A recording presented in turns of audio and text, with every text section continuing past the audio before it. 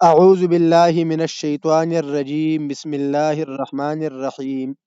آج کا ہمارا ٹاپک ہے علم المیراث یا علم الفرائض۔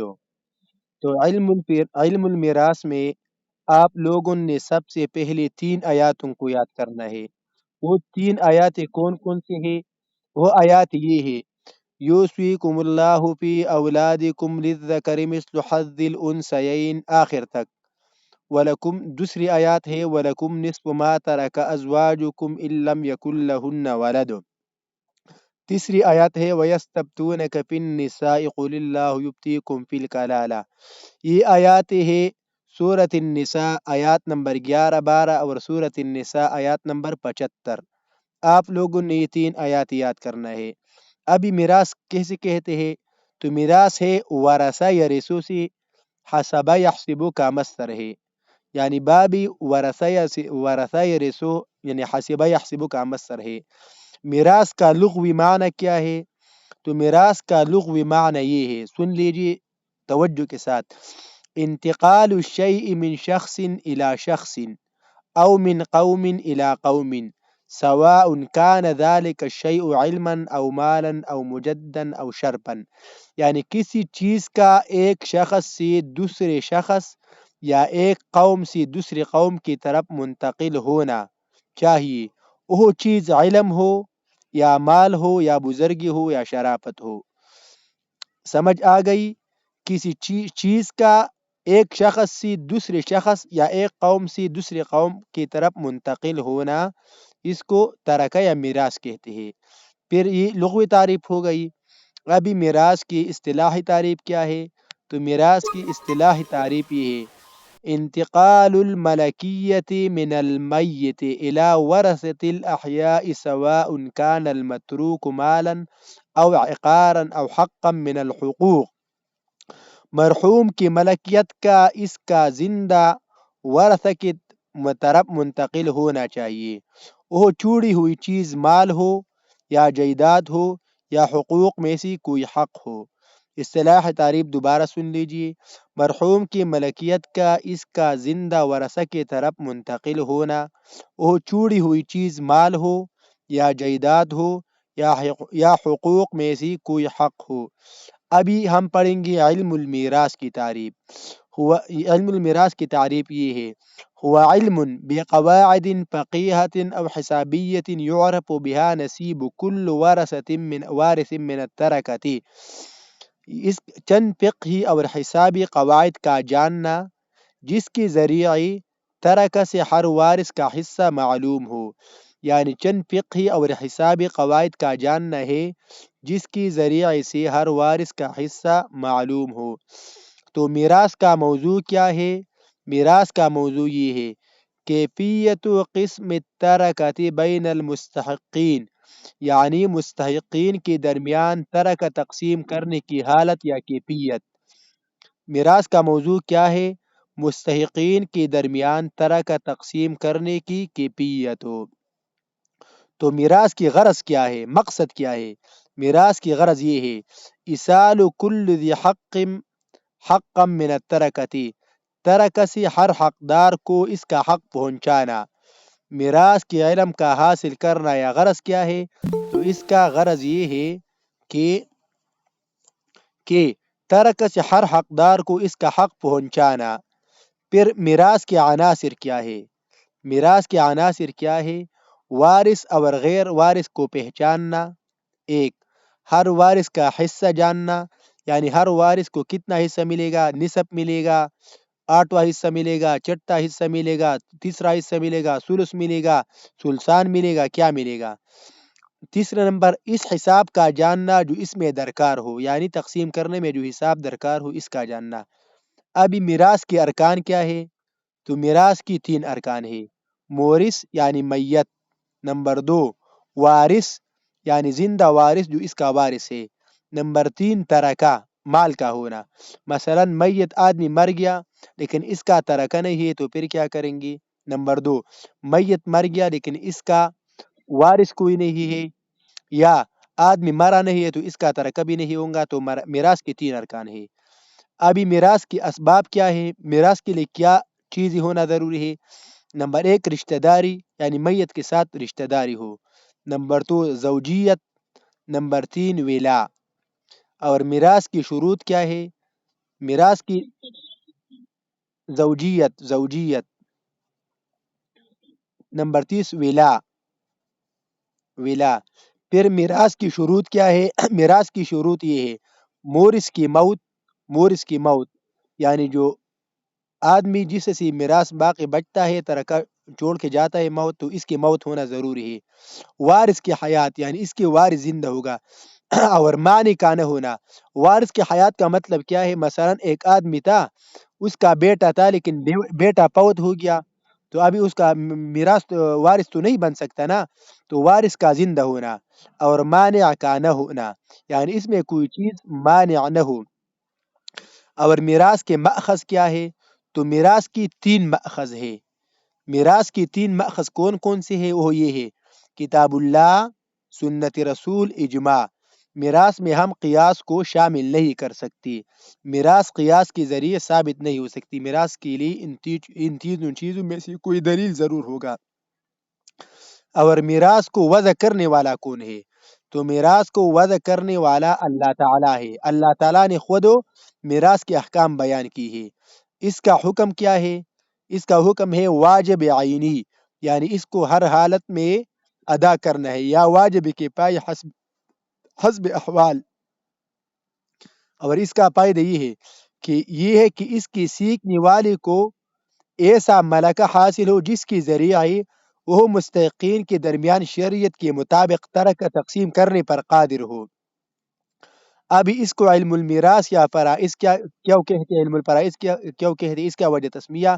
تو فرائض فریضہ کی جمع ہے. فرائض فریضہ کی جمع ہے.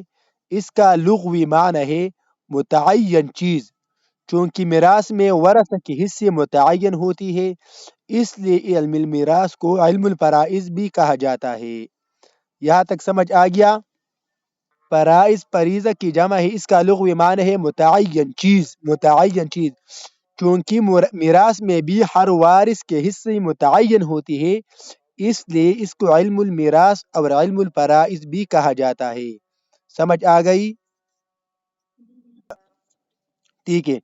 پھر اس کے ساتھ ترکہ یعنی جو مال چھوڑ جاتا ہے میت، اس کے ساتھ پہلے 4 حقوق ترتیب وار متعلق ہوتے ہیں. وہ 4 حقوق کیا ہے؟ ترکہ یعنی میت کے چھوڑے ہوئے مال کے ساتھ 4 حقوق ترتیب وار وابستہ ہوتے ہیں. نمبر 1 کفن دفن. نمبر 2 قرض اگر ہو. نمبر 3 تہائی مال میں وصیت. نمبر 4 ورثاء کے درمیان تقسیم. ابھی نمبر 1 کو ہم تفصیل کے ساتھ پڑھیں گے. کفن دفن. سب سے پہلے ترکہ سے میت کے کفن دفن میں شریعت کے مطابق خرچ کیا جائے گا، جس میں اسراف اور بخل سے کام نہ لیا جائے گا. یعنی سنت کے مطابق میت کے تجہیز اور تکفین اس کی ترکہ سے کیا جائے گا، نہ اس میں اسراف کیا جائے گا اور نہ اس میں بخل سے کام لیا جائے گا. اتنا سمپل سا کافی ہے. ٹھیک ہے. نمبر 2 قرض اگر ہو. پھر دوسرے نمبر پر میت کے ترکہ سے میت کا قرض ادا کیا جائے گا، اگرچہ یہ سارا ترکہ اس میں کیوں خرچ نہ ہو جائے. پھر قرض 2 طرح کے ہیں، ایک بندوں کی قرضی، 2 اس کے اوپر اللہ تعالیٰ کے قرض یعنی اس نے کوئی نظر نیاز وغیرہ مانی ہو، یا اس کے روزے قضا ہو گئے ہو، یا ان سے نماز فوت ہوئی ہو، تو ان کو اس کے مال سے دیا جائے گا. اگر بندوں کے حقوق ہو، بندوں کے قرض ہو، تو پہلے بندوں کے قرض ادا کیا جائے گا، پھر اس کے بعد جو حقوق اللہ ہے اس کے اوپر وہ ادا کیا جائے گا. نمبر 3 تہائی مال میں وصیت. تہائی مال میں وصیت یعنی 1/3 مال میں اگر اس نے وصیت کیا ہے تو اس میں پھر وصیت نافذ کیا جائے گا، یعنی پھر باقی ترکہ کی تہائی میں سے وصیت پوری کی جائے گی. اگر کوئی جائز وصیت کی ہو اور غیر وارث اس کے لیے نہ ہو. نمبر 4 ورثاء کے درمیان تقسیم. چوتھے نمبر پر باقی ترکہ میت کی شرعی ورثاء کے درمیان شرعی حصوں کے مطابق تقسیم کیا جائے گا، اگر کوئی موانع ارث میں سے کوئی مانع موجود نہ ہو. چوتھے نمبر پر دوبارہ سن لیجیے. پھر باقی ترکہ میت کی شرعی ورثاء کے درمیان شرعی حصوں کے مطابق تقسیم کیا جائے گا اگر موانع ارث میں سے کوئی مانع موجود نہ ہو۔ ابھی ہم پڑھیں گی موانع ارث کیا ہے۔ موانع ارث کیا ہے؟ موانع جمع ہے مانع کی، موانع جمع ہے مانع کی، اور مانع کہتے ہیں مانع ہے بمعنی روکنے والا، روکنے والا، یعنی چار اوصاف ایسی ہے جس کی وجہ سے وارث کو میراث نہیں ملتی، ان اوصاف کو موانع ارث کہتے ہیں۔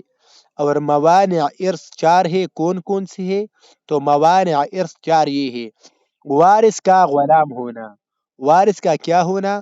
وارث کا غلام ہونا۔ نمبر دو، وارث کا اپنے مورث کو قتل کرنا، وہ اپنی مورث کو، وارث کا اپنی مورث کو قتل کرنا۔ نمبر تین، اختلاف دین۔ نمبر چار، اختلاف ملک۔ ابھی تفصیل کے ساتھ سن لیجئے۔ وارث کا غلام ہونا یعنی اگر غلام کامل ہو یا ناقص، یعنی غلام کی تمام صورتی جو کوئی بھی ہو تو پھر وارث جو ہے مورث سے میراث نہیں لے جائے گا اگر ان میں یہ صفات ہو۔ تو اس میں سب غلام شامل ہے، بس اگر چاہیے یہ غلام قن ہو یعنی خالص غلام ہو، مکاتب غلام ہو، مدبر ہو، مدبر غلام ہو، ام ولد ہو، اور معتق البعد میں سے کسی کو وارث کو حصہ نہیں ملے گی۔ غلام کی چار پانچ اقسام ہے: قن خالص غلام، مکاتب جس نے اپنے آقا کے ساتھ مکاتب کیا ہے، مدبر غلام، ام ولد اور معتق البعد میں سے کسی کو وراثت میں حصہ نہیں ملے گا۔ نمبر دو، اپنے وارث کا اپنے مورث کو قتل کرنا، یعنی قاتل مقتول کا وارث نہیں ہوتا، اور قتل سے مراد وہ قتل ہے جس سے قصاص یا کفارے کا وجوب متعلق ہوتا ہے۔ قتل کے جو پانچ اقسام ہیں نا، اس میں صرف قتل عمد میں وارث کو میراث نہیں ملے گا، باقی میں ملے گا، یعنی اس نے اپنی مورث کو قصدن عمدن قتل کیا ہو۔ اور قتل کے پانچ قسمیں کون کون سی ہے؟ قتل عمدو، قتل شب عمدو، قتل خطا، قتل شب خطا، قتل بالسبب۔ تو پہلے چار قسم میں، پہلے جو چار قسمیں ہیں کون کون سی؟ قتل عمدو، قتل شب عمدو، قتل خطا، قتل شب خطا۔ تو پہلے چار قسم میں قاتل مقتول کے وراثت سے محروم ہوتا ہے، قاتل مقتول کے وراثت سے محروم ہوتا ہے، اس لیے کہ پہلی قسم میں قصاص اور دوسری تیسری اور چوتھی قسم میں کفارہ واجب ہوتا ہے۔ البتہ پانچویں قسم جو قتل بالسبب سے قاتل مقتول کے وارث سے محروم نہیں ہوتا، اس لیے کہ اس میں نہ قصاص ہے اور نہ کفارہ۔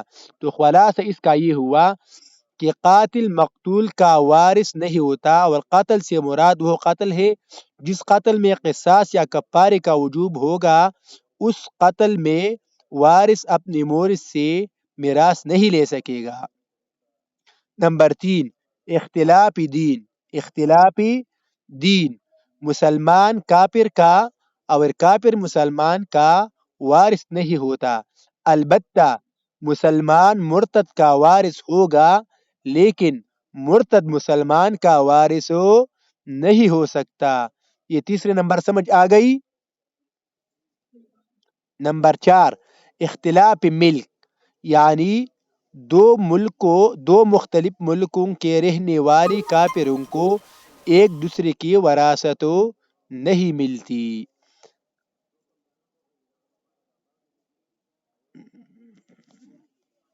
ہاں، آپ لوگ ابھی ایک بات نوٹ کر لے کہ میراث محروم ہونے سے کے جو دو سبب ہے نا، غلامی اور اختلاف ملک، تو آج کل ہم نے یہ صرف اس لیے ذکر کیا تھا کہ آپ لوگوں کا علم میں اضافہ ہو سکے، ورنہ آج کل تو غلامی کا تقریباً بالکل مفقود ہو چکی ہے نا۔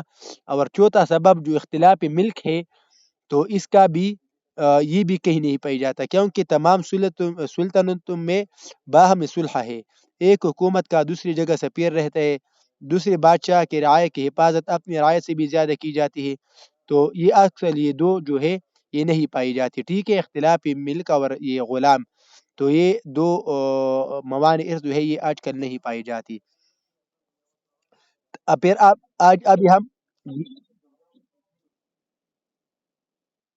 ٹھیک ہے، ابھی ہم پڑھیں گے ترک تقسیم کرنے کی ترتیب. تو ترک ہم کس ترتیب سے تقسیم کریں گے؟ پہلا ایک نمبر پر ہے ذوی الفروز، دوسرا نمبر پر ہے عصبی نسبی، تیسری نمبر پر ہے ذوی الفروز نسبی، چوتھے نمبر پر ہے ذوی الارحام، پانچویں نمبر پر ہے موسیٰ لہو بجمیع المال، چھٹے نمبر پر ہے بیت المال. ابھی ذوی الفروز سے کیا مراد ہے؟ عصبی نسبی، ذوی الفروز نسبی، ذوی الارحام، موسیٰ لہو بجمیع المال، بیت المال. ابھی ہم یہ پڑھیں گے. تو پہلے نمبر پر ہے ذوی الفروز. ترکا سب سے پہلے ذوی الفروز یعنی نسبی سببی کو ملے گا. ترکا سب سے پہلے ذوی الفروز کو ملے گا. ذوی الفروز وہ ورثہ ہے جن کے حصے شرعیت میں متعین ہے. ذوی الفروز ان ورثہ کو کہتے ہیں جن کے حصے شریعت میں متعین ہے. دوسرے نمبر پر ہے عصبی نسبی. ذوی الفروز کے بعد ترکا عصبی نسبی، عصبہ بنفسه وغیر و بغیرہ و مع غیرہ کو ملے گا. عصبی نسبی وہ ورثہ ہے جو ذوی الفروز سے بچا ہوا ترکہ لے لیتے ہیں، اور ذوی الفروز اگر نہ ہو تو سارا ترکہ لے لیتے ہیں. عصبہ نسبی سے وہ مراد ہے. پھر ذوی الفروز نسبی سے کیا مراد ہے؟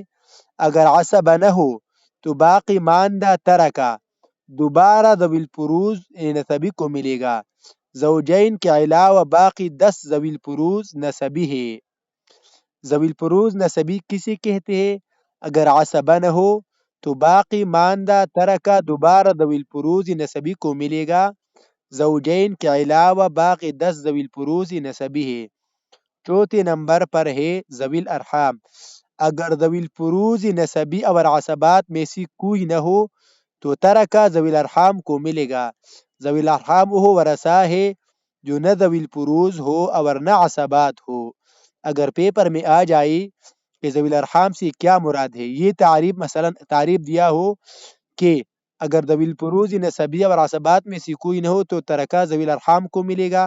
ذوی الارحام وہ ورثہ ہے جو نہ ذوی الفروز ہو اور نہ عصبات. تو یہ کس کی تعریف ہے؟ وار پر جو نام دیے ہوں گے اس میں سے آپ نے پھر ذوی الارحام کو سلیکٹ کرنا ہے. موسیٰ لہو بجمیع المال. اگر ذوی الارحام بھی نہ ہو تو ترکہ جی. پانچویں نمبر پر ہے موسیٰ لہو بجمیع المال. اگر ذوی الارحام بھی نہ ہو تو ترکہ اس شخص کو دیا جائے گا جس کے لیے میت. سن لیجئے نا، اگر ذوی الارحام بھی نہ ہو تو ترکہ اس شخص کو دیا جائے گا جس کے لیے میت نے تہائی مال سے زیادہ زائد یا ساری ترکہ کی وصیت کی ہو تو تہائی سے زائد یا سارا ترکہ اس موسیٰ لہو کو دیا جائے گا. سادہ سی الفاظ میں یہ ہے، مثلا ایک آدمی نے ایک شخص کے لیے ساری مال کا وصیت کی ہے اور اس کی ذوی الارحام نہ ہو تو اس شخص کو سارا ترکہ دیا جائے گا، یا اس نے اس کے لیے جتنا بھی وصیت کیا ہے اس کو یہ مال دیا جائے گا. اس کا یہ مطلب ہے. نمبر 6 بیت المال. اگر موسیٰ لہو بجمیع المال نہ ہو تو ترکہ بیت المال یعنی حکومت اسلامیہ کے خزانے میں جمع کر دیا جائے گا. نوٹ: اسلامی خزانے میں براہ روی یا اس کے عدمی موجودگی میں زوجین پر رد ہوگا، اور اگر زوجین نہ ہو تو مسلمان خود اس مال کو بیت المال کے مصارف میں خرچ کریں گی، یعنی فقراء اور عاجزین میں تقسیم کریں گی. یہاں تک سمجھ آ گئی؟ ٹھیک ہے. فرائض و اصحاب الفرائض کا بیان. فرائض ایسی حصی جو مختلف ورثاء کے لیے شریعت مقرر کی ہے، ان کو فرائض کہا جاتا ہے. ابھی دوبارہ سن لیجیے، یہ بہت اہم ہے. فرائض ایسی حصی جو مختلف ورثاء کے لیے شریعت نے مقرر کی ہے، ان کو فرائض کہا جاتا ہے. اور جن ورثاء کے لیے فرائض مقرر کی ہے ان کو اصحاب الفرائض کہا جاتا ہے. آپ لوگوں کو ٹھیک ہے. فرائض دوبارہ بتا رہا ہوں، یہ بہت اہم ہے. فرائض ایسی حصی جو مختلف ورثاء کے لیے شریعت نے مقرر کی، ان کو فرائض کہا جاتا ہے. اور جن ورثاء کے لیے یہ حصی مقرر کی گئی ہے ان کو اصحاب الفرائض کہا جاتا ہے. پھر فرائض چی ہے؟ فرائض کتنی ہے؟ یہ حصے چی ہے. فرائض بمعنی حصہ، یہ چی ہے اور ان کو دو نوع میں یعنی دو قسموں میں تقسیم کیا گیا ہے. نوع اول پہلی قسم میں تین ہے. نمبر ایک نصب، نمبر دو ربع، نمبر تین سمن. ان تین حصوں میں سے سب سے چھوٹا سمن ہے. آپ لوگوں کو پہلا ایک میں بتا رہا ہوں. فرائض چی ہے اور ان کو دو نوع یعنی دو قسموں میں تقسیم کیا گیا ہے. پہلا نوع اول ہے پہلی قسم، اس میں تین حصے بیان ہوئی ہے: نصب، ربع، سمن. نصب آدھا کو کہتے ہیں، ربع چوتھا حصے کو کہتے ہیں اور سمن آٹھویں کو. ان تینوں حصوں میں سب سے چھوٹا سمن ہے، سمن سے بڑا ربع ہے اور اس سے بڑا نصب ہے. ان میں سے ابھی سن لیجئے، ان میں سے ربع نصب کا آدھا اور سمن ربع کا آدھا ہے. لہذا ان تینوں میں تنصیب یعنی ایک دوسرے کا آدھا ہونے کی نسبت ہے. اسی طرح نصب ربع کا دگنا اور ربع سمن کا دگنا ہے، لہذا ان میں تضعیف ایک دوسرے کا دگنا ہونے کی نسبت ہے.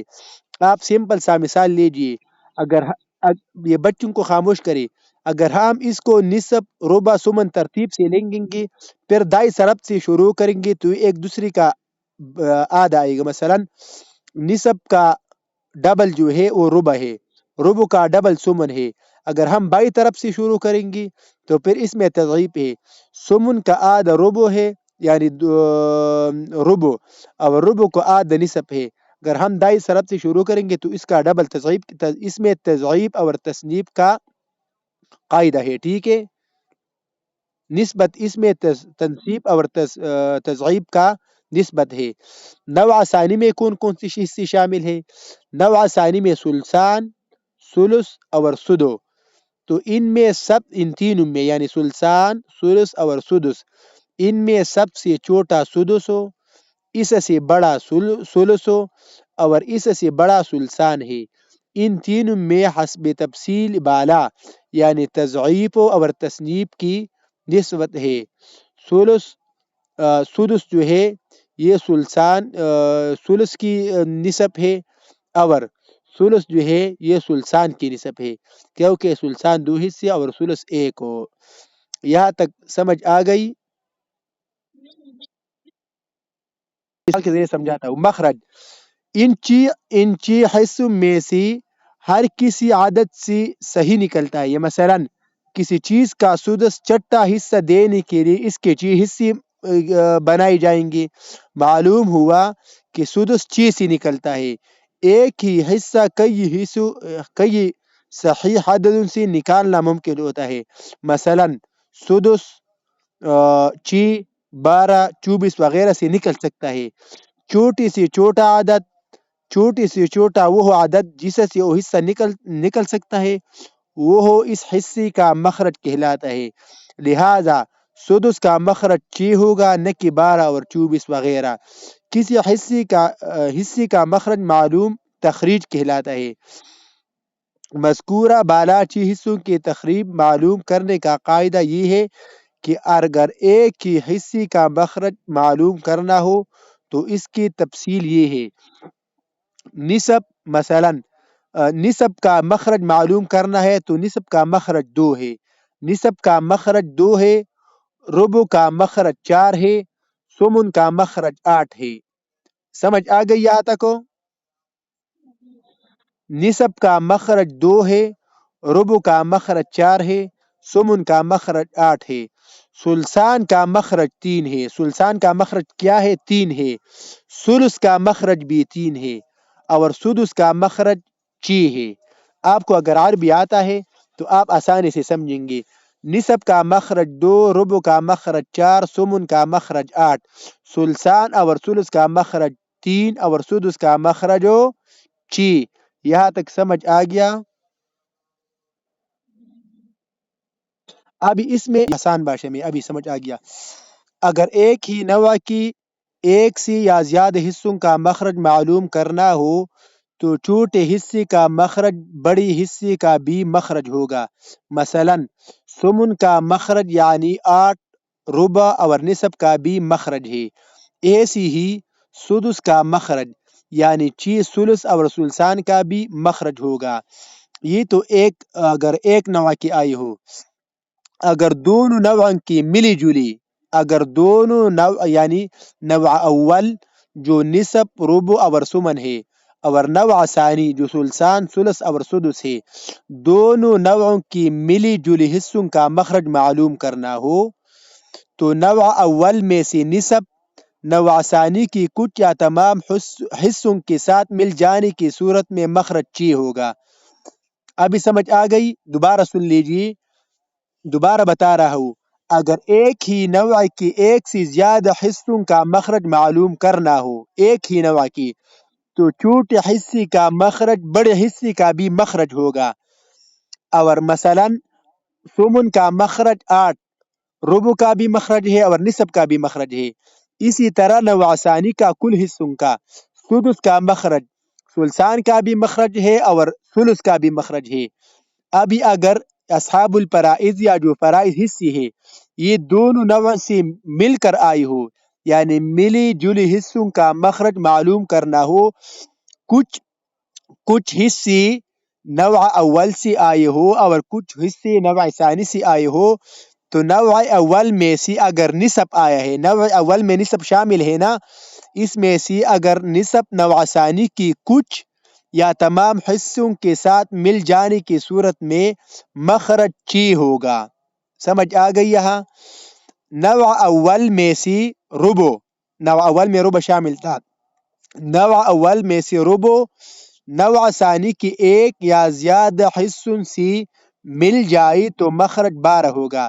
مثلا اگر نوع اول میں جو نصف ربع اور ثمن شامل ہے اس میں سے اگر ربع قسم ثانی کی ثلث یا ثلثان کے ساتھ مل کر آ جائے تو ہم مخرج کو 12 نکالیں گے. اسی طرح اگر نوع اول میں سے ثمن نوع ثانی کی کچھ یا تمام حصوں سے مل کر آ جائے تو مخرج اس کا 24 ہوگا. مخرج اس کا 24 ہوگا. ہم میراث کو 24 پر تقسیم کریں گے، پھر ہر ایک اصحاب الفرائض کو اس کا حصہ دیں گے. یہاں تک سمجھ آ گئی؟ یا اور نوع اول میں سے ایک سے زیادہ حصے، پہلے جو میں نے 3 بتا دی نا، اس میں نوع اول کی نصف آیا تھا، نوع ثانی کی ایک یا زیادہ حصوں کے ساتھ، پھر دوسری میں نوع اول میں سے ربع نوع ثانی کی کچھ ایک یا زیادہ حصوں سے مل کر آیا تھا، تیسری نوع اول کی ثمن نوع ثانی کے ایک یا زیادہ حصوں سے مل کر آیا تھا. تو اگر نصف آ گیا تو مخرج 6 ہوگا دوسری ثانی کی قسم. اگر نوع اول میں سے ربع نوع ثانی کی کچھ یا زیادہ حصوں سے مل کر آیا تو مخرج 12 ہوگا. اگر نوع اول میں سے ثمن نوع ثانی کی کچھ یا تمام حصوں سے مل کر آ جائے تو مخرج 24 ہوگا. ابھی اگر ایسا ہو گیا کہ نوع اول میں سے ایک سے زیادہ حصے نوع ثانی کے ساتھ مل جانے کی صورت میں نوع اول کے چھوٹے حصے کے مطابق مخرج بنایا جائے گا. تو نوع اول کا چھوٹا مخرج کیا ہے؟ وہ مخرج سے بنایا جائے گا، وہ 12 ہے. یہاں نوع ثانی کا سدس ہے اور نوع اول کے 2 حصے ربع اور نصف ہے. ربع چونکہ چھوٹا ہے اس کے مطابق مخرج ہم 12 بنائیں گے. یہاں تک سمجھ آ گیا؟ ہیلو.